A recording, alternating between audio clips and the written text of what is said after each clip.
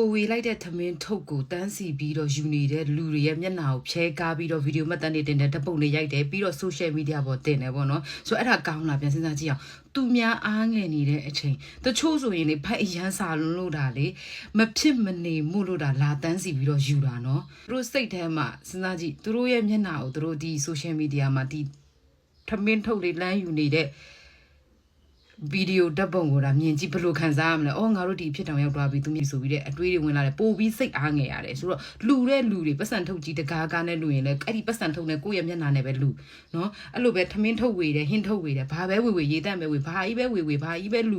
လောက်ထိအရန်လူသိစေချင်တယ်ဓာတ်ပုံဗီဒီယိုရိုက်စေချင်တယ်ဆိုရင်အဲ့ဒီကိုယ့်ရဲ့မျက်နှာနဲ့အဲ့ဒီလူတဲ့ဟာပဲတင်နော်ကျမတို့ဆိုရင်လူတယ်ဒါပေမဲ့မသိရဘူးမပြောနေတော့ဘူးဘာဖြစ်လို့လဲဗီဒီယိုမှတ်တမ်းတွေမတင်နေတော့ဘူး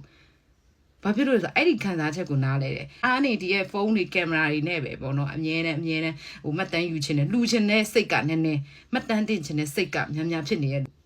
လူတွေကြောင့်ပေါ့နော်ဒီဗီဒီယိုလေးကိုတင်လိုက်တာပဲဖြစ်တယ်ပေါ့နော်လို့ပြောလိုက်လို့မင်းရောဘလောက်လူနေတာမို့လို့လဲဒီလို attention ရှာပြီးဗီဒီယိုတင်ရအောင်လို့ပြောတဲ့လူတွေဒီနေရာမှာပဲတခါတည်းပြောပြချင်ပါတယ်သူများတွေလိုမျိုးတိမ်တောင်းချီတိမ်ထောင်ချီကျမမလူနိုင်ဘူး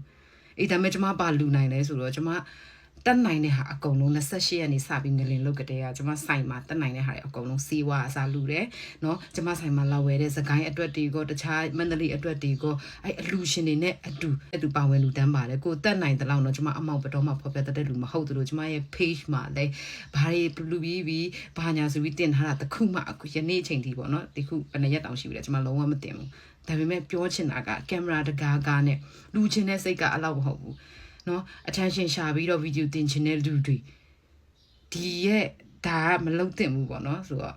တကယ်လို့သူများရဲ့ခွင့်ပြုချက်ရရတယ်တစ်ဖက်ကခွင့်ပြုတယ်သူရဲ့မျက်နှာကိုတင်ဖို့ခွင့်ပြုတယ်ဆိုရင်တော့ဝါပြီးတော့တင်စေချင်ပါတယ်ဆိုတော့စီကံရှိစေချင်တယ်ပေါ့နော်ဆိုတော့အဲ့ဒါလေးတွေကိုလိုက်နာစေချင်လူကျင့်ဝတ်ပေါ့ပြောမယ်ဆိုအဲ့ကျင့်ဝတ်လေးရှိစေချင်ပါတယ်